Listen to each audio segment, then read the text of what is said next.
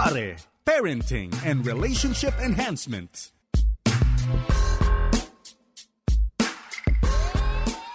Blessed weekend po mga kapatid at welcome pong muli sa ating programang Pare or Parenting and Relationship Enhancement. Napakaganda niyan.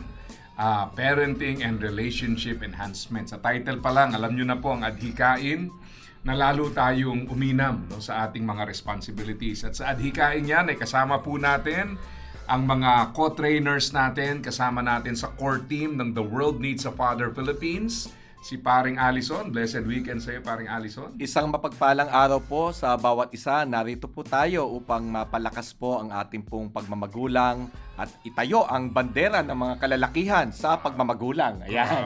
Yun na, panghimagsikan. At syempre kasama natin si Paring Pastor Mark.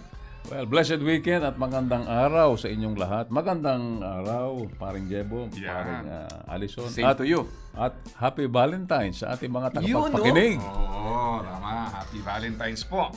At last time, napakaganda ng talakayan natin. Talagang napakamabiyayang pag-aaral yon. At alam niyo naman kami dito, minsan tawanan kami, minsan serious kami. Pero either way, hindi pwedeng mawala yung layunin na makatulong po sa paglago.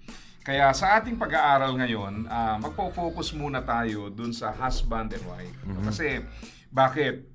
We always say na kadalasan po yung problema sa parenting offshoot nung problema sa married life, no? Halimbawa, walang values yung mga anak, na wala tayong pinas on na values. Kasi kadalasan din yung mag-asawa, wala naman ding naset na values nung sila ay nagsimula. So, ngayon, mas lalong nagiging complicated ito at nararamdaman pagka meron ng anak Kasi talagang doon mo makikita na yung ibang bagay na kaya nyong i-tolerate na kayong dalawa lang, mahirap na pagka nandyan na yung mga bata, especially habang sila ay lumalaki. So, bagamat sesentro tayo doon sa husband and wife relationship, na wag po tayong mag-iisip na ito ay departure sa ating pagiging ama ng tahanan at pagpapalaki ng ating anak bilang mga magulang. Dahil sinasabi nga, yung ating marriage ay yan po ang primary relationship na makikita ng ating mga anak. So, diyan sila kukuha ng pattern. Yes. Yung pinag-aralan natin last time, yung security, diyan nila maunawaan ang pag-ibig. No? Yan. Kaya napakahalaga po itong husband and wife relationship. Paring Allison, misa-misa may mga naririnig ako, Paring Mark, yung mga sinasabing, ako ay mabuting magulang o mabuting ama, pero hindi ako mabuting asawa. Nako.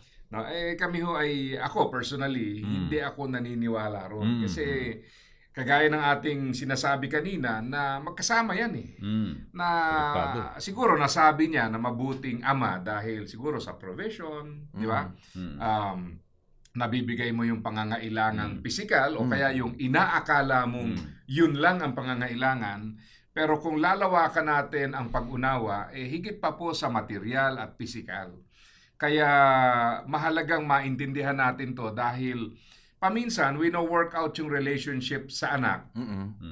Pero napapabayaan na yung relationship sa asawa. Alam mo naman, di ba? Minsan yung mga bagong nagkaroon ng anak, minsan yan ang nagiging issue Na dati yung asawa yung pangunahin. Pag nagkaanak na, ikaw na yung pangunahin, utusan. No? Bili ka ng diaper, bili ka ng kung ano-ano. So nawala na yung relationship na sacrifice at nag-focus na lamang sa mga anak. No? So, gaano katotoo ito sa experience nyo? Kayo ba'y nakaranas na? Kayo ba'y hindi na minahal dahil nagtuon sa mga anak? Meron pa kayong mga sama ng loob na gusto nyong ilabas ngayon? Naringgan ko, Paring Jebo, Paring Mark, isang kaibigan actually, na marami siyang anak na panganay. Sabihin na natin ganon. Minsan sinabi niya sa akin na, mas mahal ko yung mga anak ko kaysa sa mga ina ng mga anak ko. Oo. Sabi ko, bakit naman? Kasi hindi ko naman kadugo yung asawa ko Pero itong anak ko, kadugo ko ito. Iba yung pananaw niya, iba ang prinsipyo yung sa buhay. Kaya pala ang dami niyang anak na puro panganay. Kasi ganun ang kanyang, kasi kung ano man yung pinangahawakan mong perspective, no? prinsipyo sa buhay, yun din ang naipapamuhay mo paring Mark Kaya maganda tignan natin yung sinasabi doon na yung marriage without divorce or love without divorce, no? Kaya pala mahalaga itong isa tinuturo natin sa emotional security, no?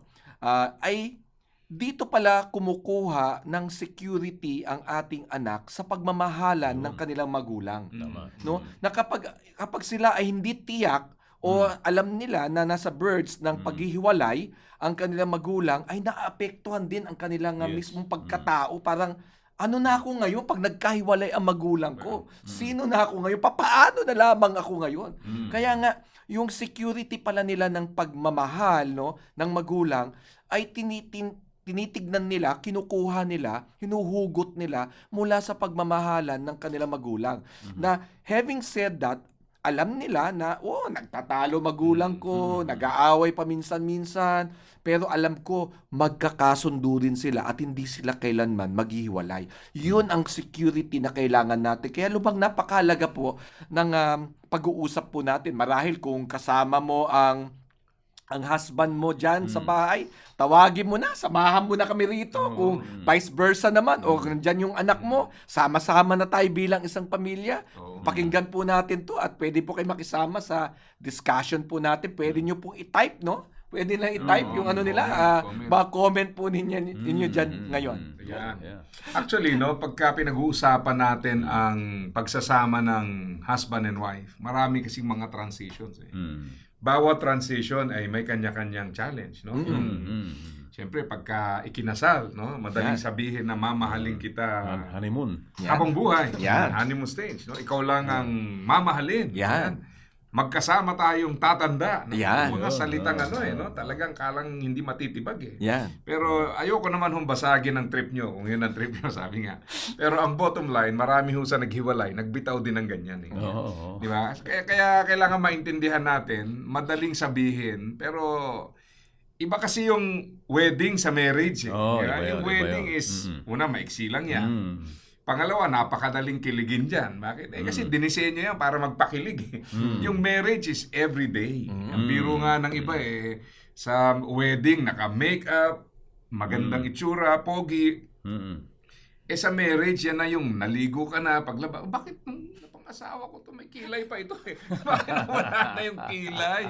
Ano nangyari? So ito pala itsura nito, di ba? Pagka walang makeup, ayan na yan na yung reality. And Reality of course, stage, andyan na papasok yung in sickness and in health. Dahil ang reality nun, totoo naman, mamahalin mo. Kaya lang, yung toll kasi nun, parang, yung bang may tendency ang relationship because of sickness to be one-sided. At akala ng iba, madaling sabihin yung in sickness and in health. Pero ang reality nun, minsan yung how it expresses itself, no? Yung isa ang nagtatrabaho, yung isa ay alagain. So doble ngayon ng trabaho. Trabaho para kumita ng ikabubuhay, trabaho para alagaan yung may sakit. So maraming transitions, no? Yung karamdaman, sa kalusugan, yung pinansyal, meron at saka wala, parehas threat yan. Minsan, threat sa marriage yung walang pera. Minsan naman, threat sa marriage yung nagkapera. Di ba? So, and then yung pagkakaroon ng mga anak. So, Pastor Mark, no, I'm sure marami kang mga nakakausap tungkol dito, experience, and even, syempre, wisdom from God's Word. No? So, ano yung mga, halimbawa, meron tayong listeners na marahil bagong kasal pa lang or ikakasal pa lang. What should they anticipate sa mga transitions na ito? Na marahil, palagi nga sinasabi, love is blind, but marriage is the eye-opener. So, namumulat ka So, bago pa sila pumasok dun sa marriage, sana mabigyan natin ng preview na ma-eye-opener na kagad para wag na nila ituloy. Hindi, para papasok sila ng mas prepared. Teka lang, yung mga nakikinig po, just in case, meron kayong kapitbahay, pamangkin, kamag-anak, na tingin nyo, teka lang, kailangan marinig niya to. Bigyan ho kayo ng 5 seconds, tawagin nyo na ho. Ayun. Tapos na. Natawag nyo na. Okay, sabihin nyo, makinig. I-share nyo to sa kanila. Kasi pag-uusapan natin to. Okay, Pastor Mark, balik tayo sa iyo. Ano yung mga transitions na realistic, no? Yung talagang mararanasan when they go to marriage? Meron kasi nga 7 stages eh. May 7 phases daw yung marriage, di ba? May 7 phases. Unang-una yung romantic stage. Ano ba yung romantic stage? Yung romantic stage, ito yung panahon na talagang in love kayo sa isa't isa.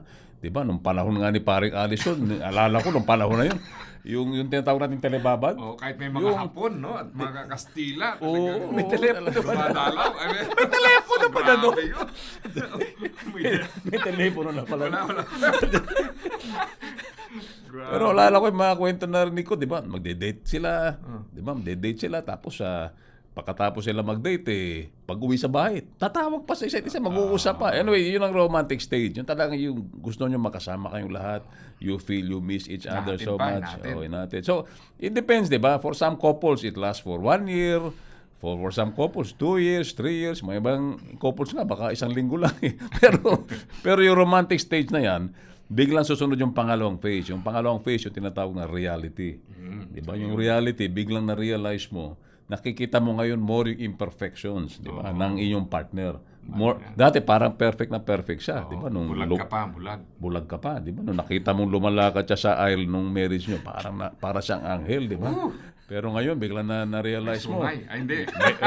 Na-realize mo, parang ang baho pala na hininga, di ba? Pagkising mo sa grabe umaga, yun, yung grabe mga yun. ganon. Di ba? Kala Ako mo. tahimik lang dito.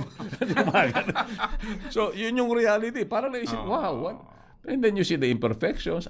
Akala mo dati submissive yung misis mo. Tapos sumasagot. And then you begin to think, what have I gotten myself into? Ano ba ito pinasok ko, di ba? Yun yung reality stage. Tapos, and then ang pangatlong stage to, critical to, yung reaction stage. Yung reaction stage, ito yung stage na gusto mong baguhin yung partner mo. Yan. Doon may phase na ganun eh. Parang iniisip mo, mali yung partner mo, kailangan baguhin mo. Kunyari, yung misis mo, feeling mo, lagi kang sinasagot, di ka nirespeto. Gusto mong turuan na kailangan nirespeto mo ako.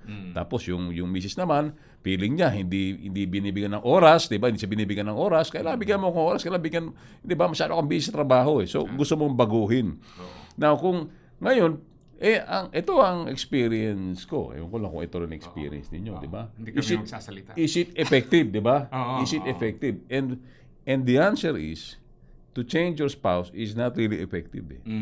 Hindi mo talaga mababago yung spouse mo eh. The truth is, you can only change yourself, di ba? How you respond. So dahil, pag hindi ka mag-ingat, ito yung papasok na fourth stage. Yung fourth stage, yung retaliation. Oo, iba-iba yan. Mabigat na yan ah. Iba-iba yan, di ba? Yung sa mga lalaki, di ba? Kung gusto na misis, umuwi siya ng maaga sa trabaho. Hindi uuwi yan. Sasama sa barkada. It's a form of retaliation. Sasama sa mga guerrilla. Oo, yun. Namundok na Oo, eh. nabundok na. Grabe naman itong mga to. Magsig. Grabe naman may stages mo. Sir, Hindi. Tapos yung mga babae, ito, pakinggan nyo, yung mga babae, yung mga wives, ano mo retaliation nila? Siyempre, si Mister, gusto niya ng, alam mo na, pag-uwi, pagod, di ba? Intimacy. Medyo intimacy. Ayoko, bahala ka sa buhay mo, di ba? Yun, form of retaliation yun, di ba? Retaliation yun. Kaitan. Ngayon, pag magpatuloy yun, mag-iingat ka. Kasi it will go to the fifth stage. The fifth stage is you retreat.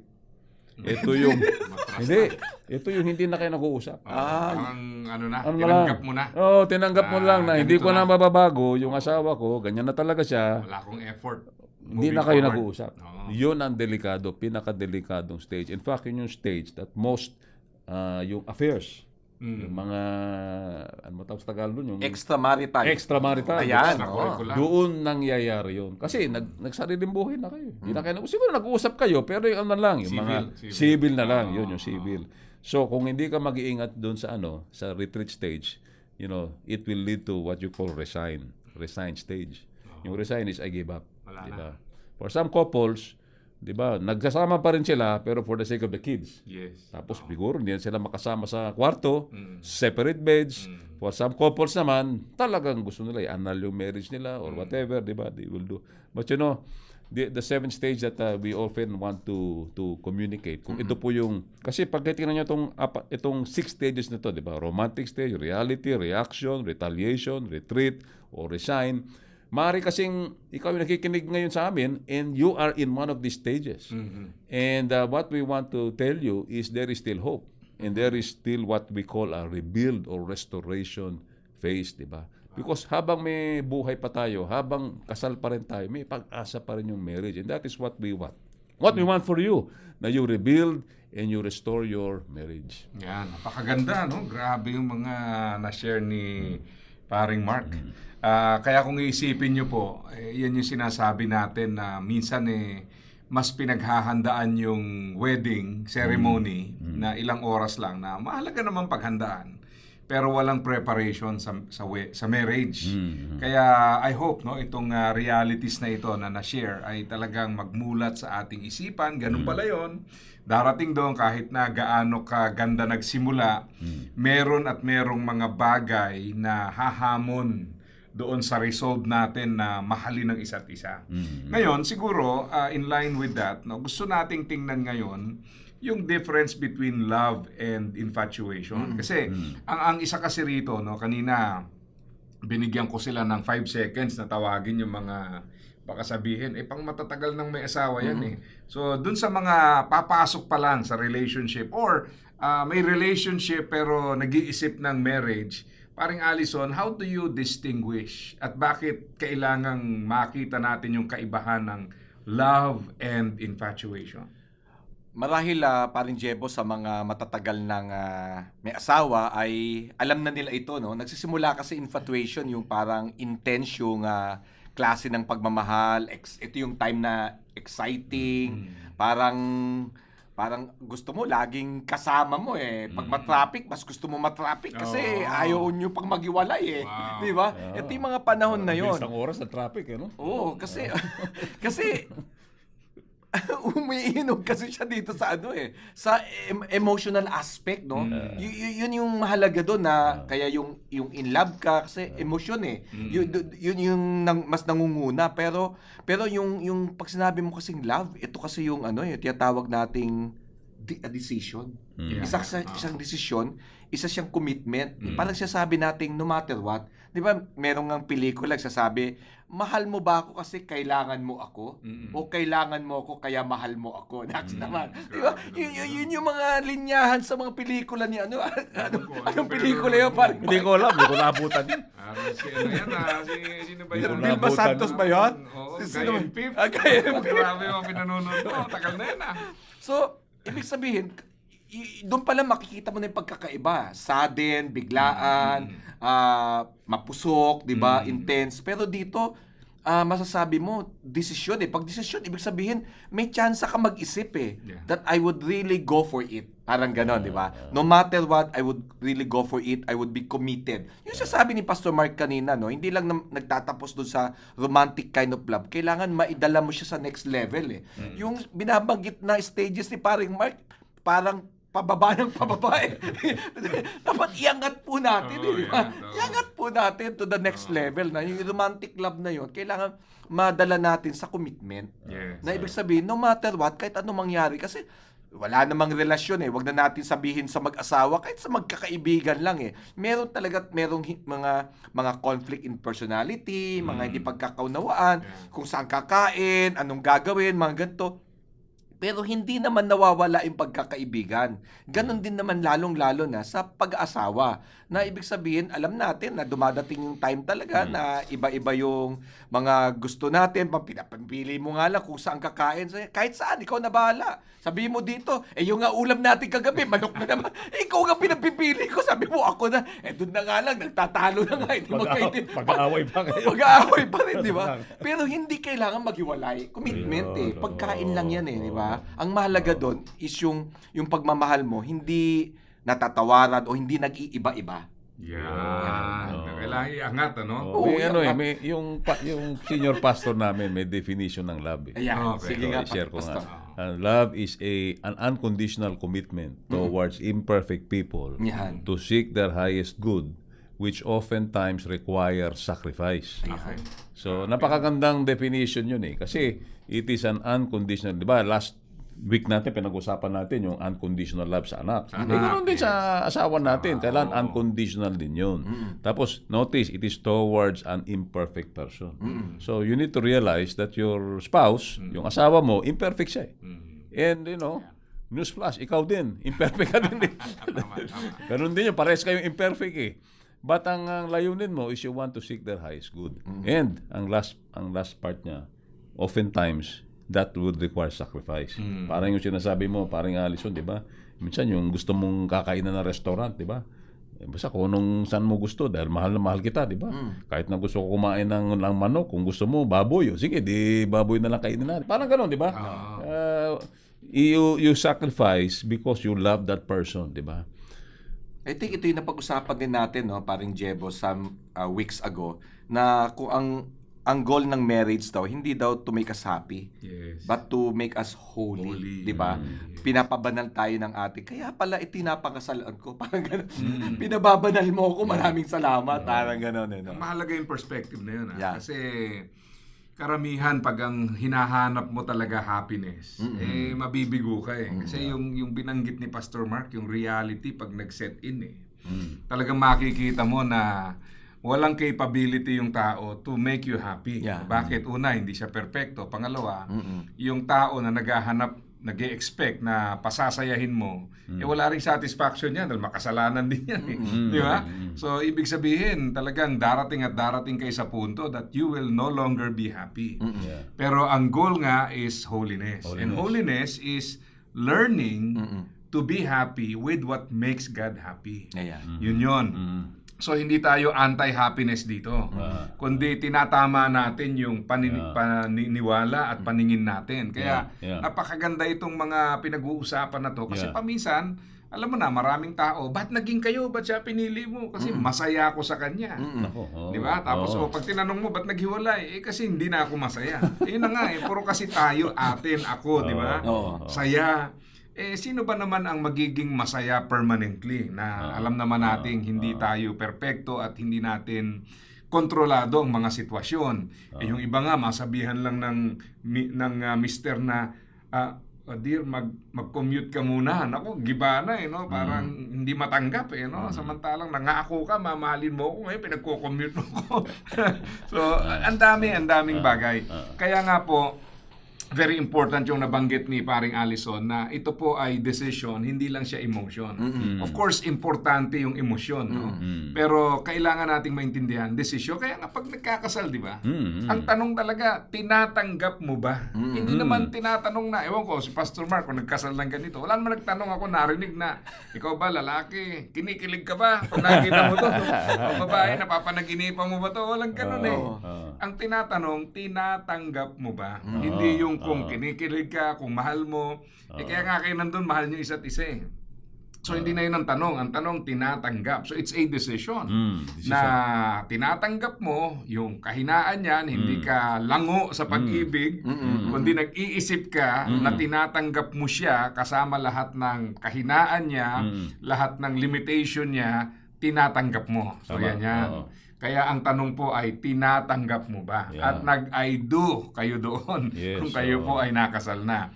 At napakahalaga na ma-realize natin na yung I do sa wedding ceremony, that one I do brings you into many crossroads sa marriage wherein you have to say again and again, I do, I do, I do. Amen. Diba? Sunod-sunod na I do pala yon. Isa lang, introduction lang, practice lang pala yung sa wedding na I do. Kasi susunod-sunod pa yan, maraming challenges. In the context of these challenges, will you still love each other? That's Or tinatanggap mo pa rin ba? I do, I do. Tuloy-tuloy pa rin yan. Kaya hindi natatapos, sabi nga. So, napakaganda nun, kasi yun nga paminsan maraming hindi prepared na pumapasok sa marriage, or yung iba, pumapasok sa marriage with the wrong expectation. At dahil doon, parang bakit nagkaganito? Ngayon, medyo segue ko lang muna bago natin puntahan tong isang pag-uusapan natin. Kasi nabanggit mo, Pastor Mark, dumarating dun sa point na gusto mong baguhin yung iyong kabiyak. And sa totoo lang, kailangan din nating baguhin dahil hindi naman natin pwedeng tanggapin. Pero ang tricky part dito is kailan at paano. Kasi sabi nga, pag tinanggap mo yung kailangan mong baguhin sa kanya, hindi kayo lalago. Pag binabago mo yung kailangan mong tanggapin, hindi kayo mawawala ng away. Di ba? So, ibig sabihin, hindi naman kayo pinagsama para lang tanggapin ng isa't isa at wala na kayong babaguhin. Definitely may babaguhin. hindi rin naman pwede lahat baguhin. Definitely may tatanggapin. So how do we discern that? No? Yeah. Medyo tricky yung part na yun. Well, alam ko si yung ating mentor, si Cassie, meron siyang kinuwento tungkol dyan. Di ba? Kasi the idea is you love Mahalin mo yung spouse mo. Yeah. So yun yung ano ba yung, kasi gusto mo siyang baguhin. May nakikita kang hindi tama. Pero gusto mo siyang baguhin. Pero kailangan may tanong ka that you need to ask yourself. Kasi the idea is you want to change your spouse so that yung asawa mo maging katulad ni Kristo. Yun yung key. So meron siyang alala ko na tinuro sa atin na sabi niya, kapag meron kayong di pakakaunawaan ng asawa nyo, meron siyang ginagawa na hindi mo gusto, tanongin mo sarili mo. Itong question, di ba? Ang alala ko yung question niya, is this for me or is this for Jesus? Yun yung question niya to himself, di ba? O para ba sa akin to? O para kay Kristo? Halimbawa, ang isang illustration, di ba? Gising ka ng umaga. Di ba? Ganda-ganda ng umaga mo, nagbasa ka ng Biblia, nag-meditate ka, di ba? Tapos biglang nagising yung asawa mo. Tapos, Gumawang kaway. sabi mo, hindi naman. Itago natin sa pangalan. Kasi, ano ka nagbasa ka ng Bible. So gusto mo ngayon na ipakita ng Sige, pagmamahal. Pastor Mark, labas mo lang. Ito kinuwento sa akin ni Parin Jebo to. Nangyari. Sabi niya, honey, pwede mo ba akong timplahan ng kape? Ayan, yan. Oh. Kaso for some reason, siguro di mo makontrol yung asawa mo Sagot ng asawa mo, ang laki-laki mo na. Timpla ka ng kape mo. Di sira na ngayon yung umaga mo, pare. Nawala lahat ng talata. Sira na. And you need to ask yourself, is the coffee for me or is it for Jesus? Ayun. Diba? Magagalit pag ininom mo, para kay Jesus. At huwag ka magpilosopo. Hindi, baka sabihin mo, nangusap si Lord sa akin, gusto raw niya ng kape. Hindi. Clearly, di ba? Clearly, para sa'yo yun Yes. And the idea is, do not defend yourself anymore, di ba? Huwag ka na magalit. I mean, just humble yourself, tumahimik ka na lang, and then you just, magtimpla ka na ng kape mo. Malaki ka na Bayaan mo na lang, siguro masama gising, o baka masama, intindihin mo na lang, di ba? Pero ito maganda, di ba? Kunyari, another example, nahuli mo yung misis mo. Example lang naman. Di ba? Nagsisinungaling o nagsinungaling sa anak mo. So again, you ask yourself, kakausapin ko ba yung asawa ko? And then you ask, is this for me or is this for Jesus? Yeah. Siyempre, kasi you want her to become like Jesus Christ Christ-like. So gusto mong baguhin siya So therefore, kailangan tapakin mo yung sarili mo. At kailangan kausapin mo in a loving way, di ba? Na alam mo, honey, kahapon napansin ko, di ba? May sinabi ka, tama ba yung sinabi mo, di ba?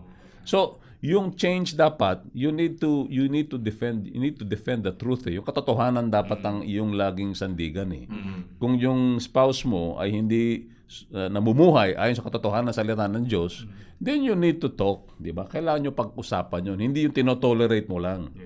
Pero kung para sa iyo lang, di ba? Kape or whatever it is, di ba? Pabayaan mo na yun, di ba? You don't need to, kailangan piliin mo yung tamang panahon o tamang mga bagay na kailangan nyo pag-usapan para tulungan mo siya magbago. Again, parang yung last week, pinag-usapan natin yung discipline, di ba? Discipline mo yung anak mo para maging obedient siya. Ganon din, kinakausap mo siya kasi my wife, di ba? Mahal na mahal kita And I want you to become better. Di ba? So ganon yung communication. Hindi naman para sa akin ito So, napakaganda niya. Tapos biglang sasabihin sa'yo, ikaw nga. Patay ka. Ikaw na yung nagsosorry. Sita ka dyan, ha? Bakit ikaw? Lagot. Ang hirap, no? Talaga, no? Kaya yan lang po, no? Bagamat may halong biro at katotohanan to. Pero, yan yung reality, di ba?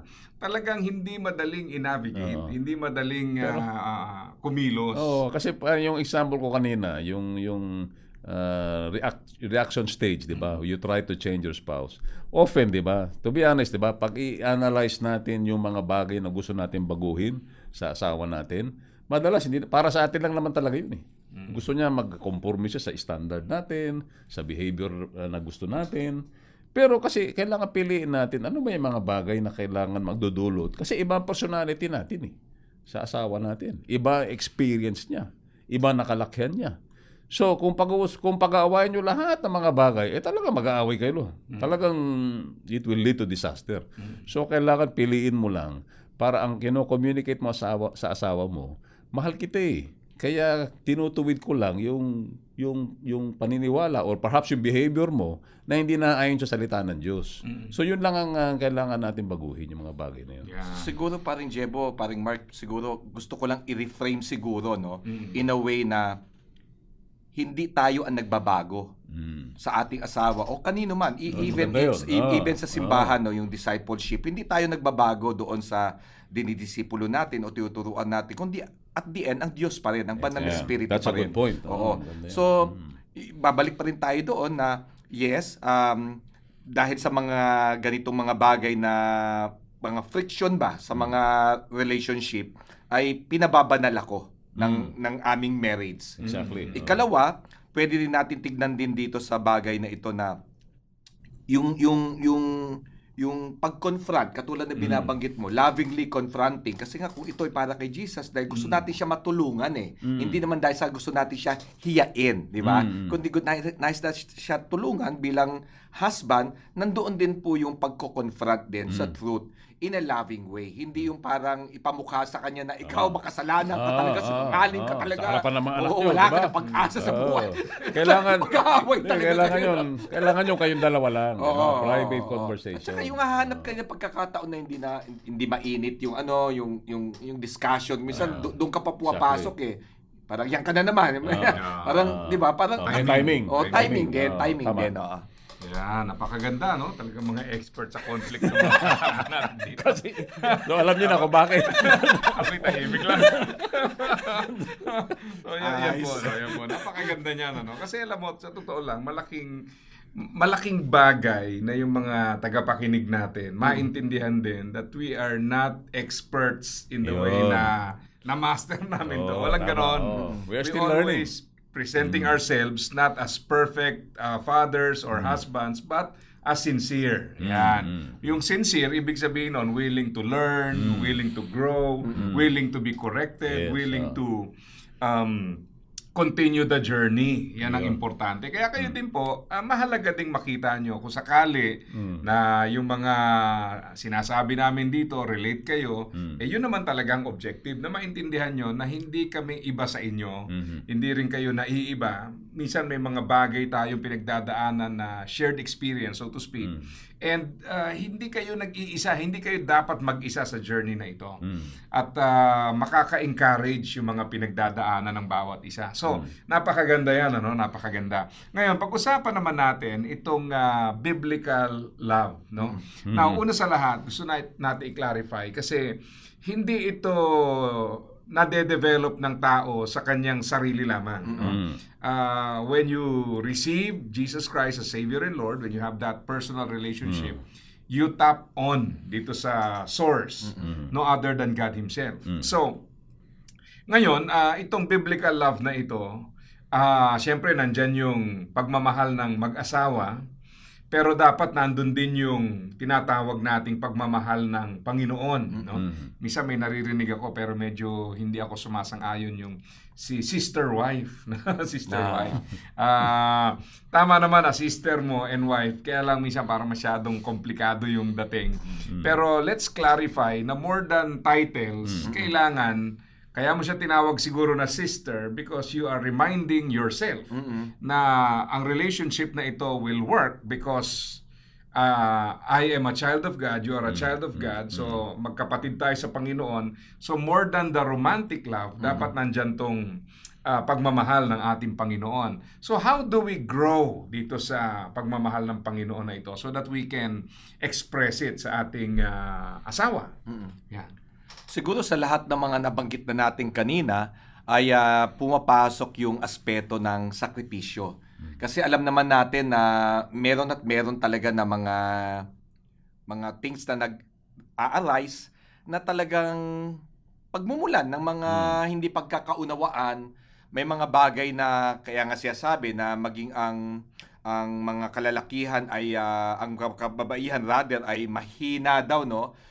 They would like to refer it as physically mahina, at doon pumapasok din yung sacrifice, no? Kasi ang pag-ibig kasi may pagsasakripisyo. Kung maalala mo, no, paring Mark sa Epeso, no, binabanggit that husband love your wives, as Christ loved the church. Yeah. Paano ba nagmahal si Kristo sa kanyang simbahan, sa kanyang iglesia, 'di ba? Ito ay sa pamagitan by giving up himself, for the church. So, ganun din po tayo. Ako ang application ko dito, paring Jebo, ay ganito lamang.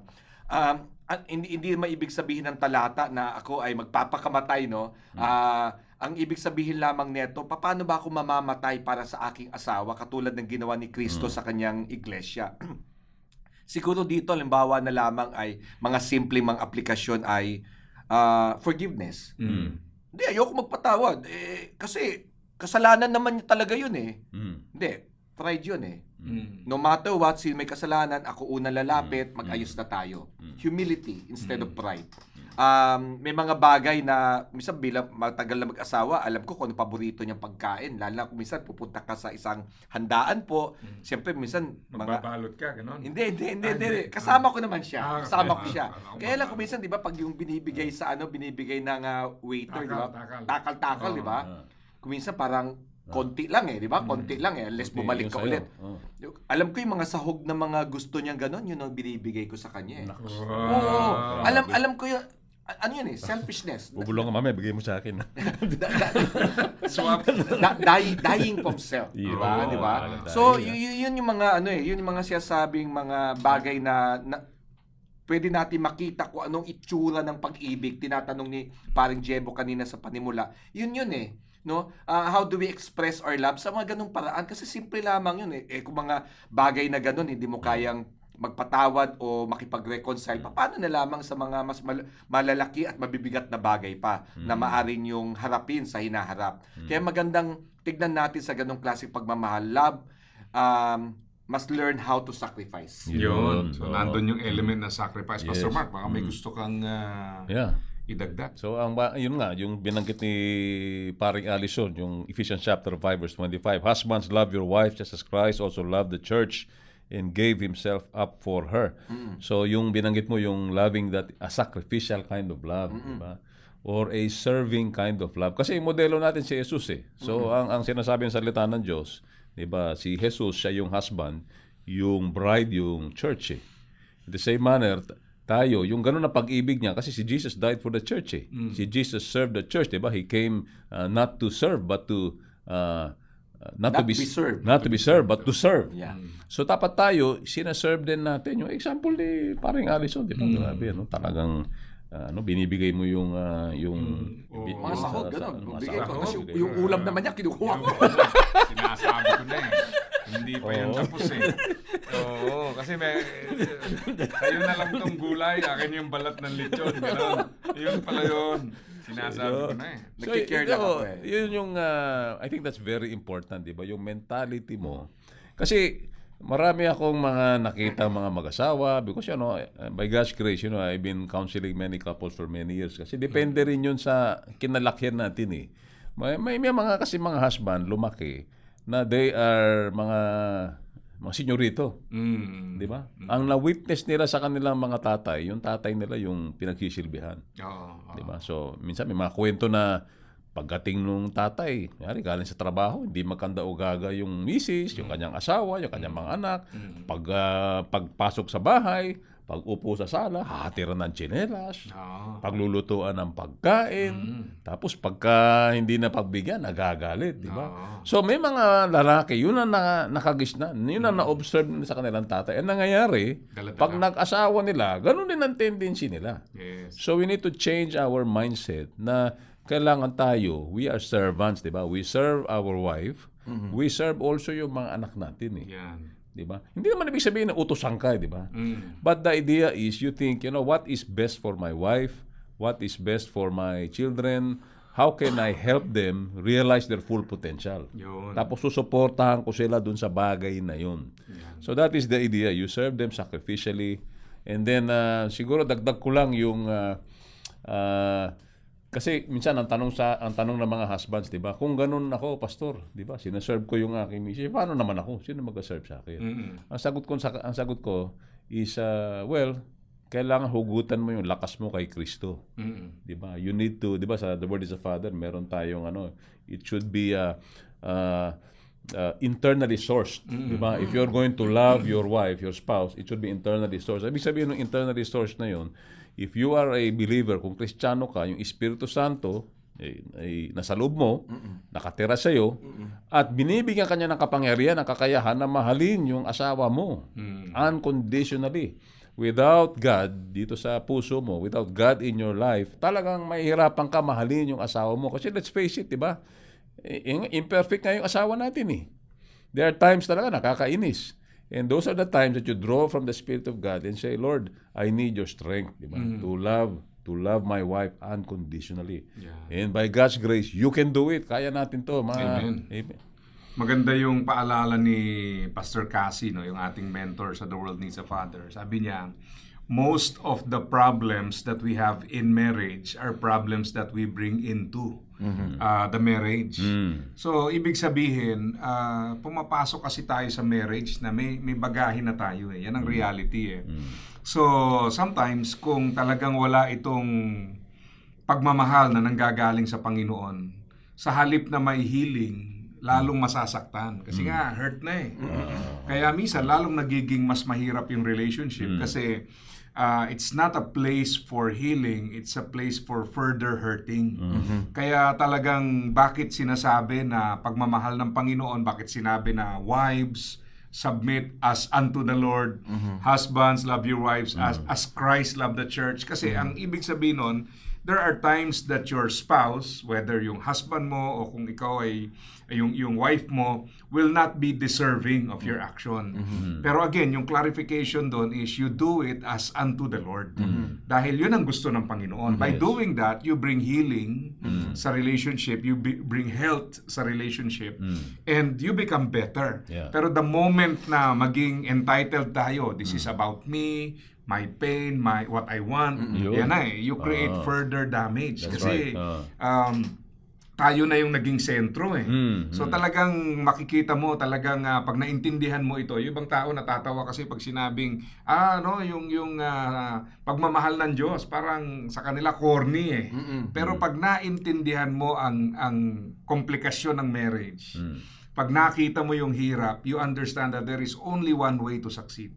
And that is true. Yung pag-ibig ng Panginoon na talagang maranasan dun sa context ng marriage. At yun ang napakaganda ron, na ang Diyos, hindi lang siya author ng marriage, is very much interested na maging kasali sa marriage natin. Whether matagal na kayong Christian or nag-uumpisa, maybe itong pinakikinggan nyo ngayon is the opportunity for you to open your marriage to God, no? Minsan yung time ng brokenness, yan pa yung nagiging way na, Lord, willing kami na buksan ang aming buhay sa inyo. So, do so by all means. No? Yeah. Kasi yan talaga yan eh. At pag winelcome nyo sa inyong buhay, makikita nyo may malaking pagbabago because it's no longer about what we want, how we want to respond. It's all about what God wants and how God wants us to respond Exactly. to a particular situation. Amen. Nabanggit mo nga yan, paring Jebo, na ako kasi I have the privilege na magkasal eh. Diba? Nag-officiate ako ng wedding. At madalas, ina-advise ko sa newly married that your marriage is bigger than you. Ang ibig ko sabihin, your marriage is bigger than you. Kasi ito yung sinasabi mo kanina. That your relationship is a reflection of Christ's love for the church. Dapat ipakita nyo yon sa mga anak nyo, sa mga tao sa paligid nyo, lalo na kung yung mga kamag-anak nyo, mga kaibigan nyo, kapitbahay nyo, hindi mananampalataya kay Kristo. Kailangan ipakita nyo, ma-witness nila yung pag-ibig ni Kristo sa sanlibutan. And that happens in a marriage. So the idea is, as Christ loves the church, yung husband, tayo mga husbands, kailangan mahalin natin unconditionally yung ating asawa. Yung binanggit nga natin, sacrifice, serve, diba, love unconditionally. And then the wife should submit to the husband. As the church submits to Christ, the wife submits to the husband. Pag nakita yun ng mga tao, yung ganun dynamic ng relationship, that is our witness to the world. So always be mindful, sinasabi ko lagi sa mga bagong kasal, that people are watching you. Especially if you profess that you are Christians, you are believers, people are watching you because your marriage is a demonstration, is a reflection ng pag-ibig ni Jesus sa atin. Yun. Makaganda yun. So, ayan na naman tayo, no? Talagang mabilis ang panahon. Basta pag love talaga. Pag love na, pag mainit ng usapan, no? Pag umaamin na kayo ng mga pinagdadaanan nyo. So, ngayon po, dadako tayo sa ating devotion. Pangungunahan po tayo ni Paring Allison. Tayo po'y dumako sa atin pong pagbulay-bulay ng salita ng Diyos. Ang isang katanungan na marahil bago ko basahin po yung talata is, how do we choose love on days when feelings are absent? Yan po ang kahirapan kung emosyon o damdamin ang nangingibabaw. Ngunit kailangan po natin makita na ang pag-ibig ang siyang dapat mangibabaw maging sa mga panahon na ang emosyon ay parang tila wala. Ang ating pong talata ay matatagpuan po mula sa Colossians chapter 3 verse 14. Colossians 3 verse 14, ganito po ang sinasabi. And above all this, put on love, which binds everything together in perfect harmony. Mula po sa salita ng Diyos, at sa lahat ng ito ay magbihis kayo ng pag-ibig na siyang bigkis ng kasakdalan. Alam niyo po, sa tuwi-tuwi na po nababanggit po ang pagbibihis o magbihis, ito po ay isang sinasadyang kilos. Ito po ay isang desisyon. Kung ikaw ay pagkatapos ng maligo, magbibihis ka, it is a decision. Ito po ay sadya. Wala po parang aksidente lang, uy, nagbihis ako. Ganito po inilalarawan, nirelate ng talata ang pag-ibig sa ating pong pagkikilos o pagkilos na pinipili nating umibig.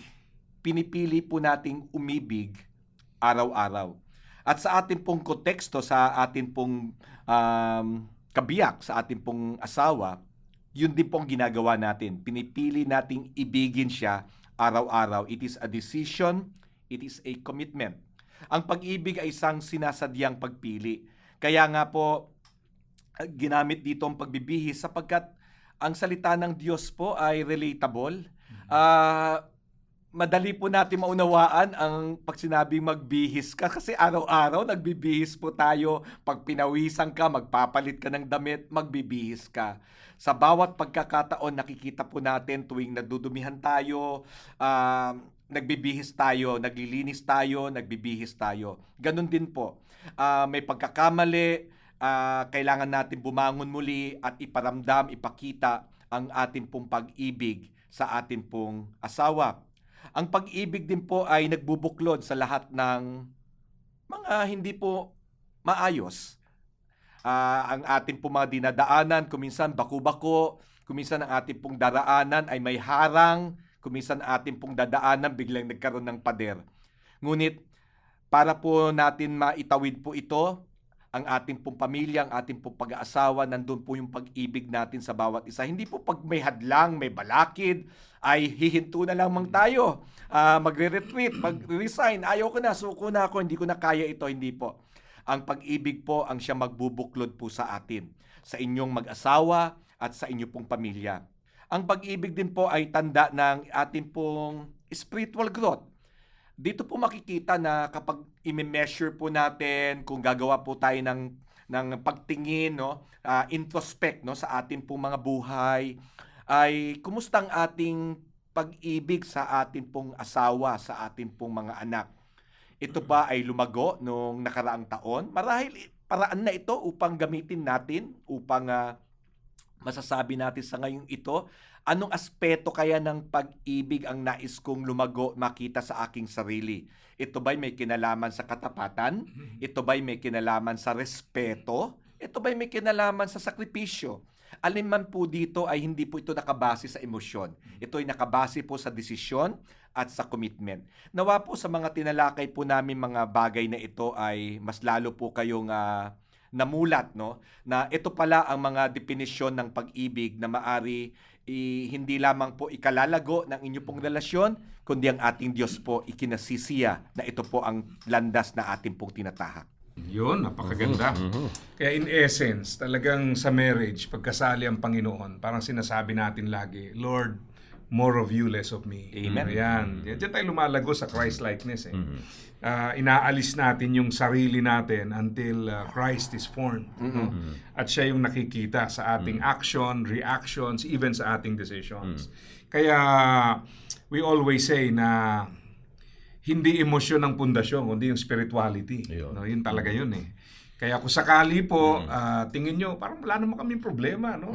Maybe ang isang bagay na hindi nyo nare-realize, you're building your marriage on emotions, na kailangan yan, pero hindi yan ang main foundation. Yeah. Ang main is yung spirituality, yung relationship sa ating Panginoon. Kaya nawa po, naging hamon sa atin ito na pag-isipan yung ating marriage. Kung sakaling na-realize nyo po, parang may pagkukulang. Yeah. Maganda yung sinabi ni Pastor Mark, you can rebuild. Ang kainaman naman, sabi nga habang tayo po'y humihinga, may pagkakataon. May And sometimes, kung feeling nyo parang sobrang bulusok na, alam mo, minsan mas madali mag-rebuild pag talagang bagsak na eh.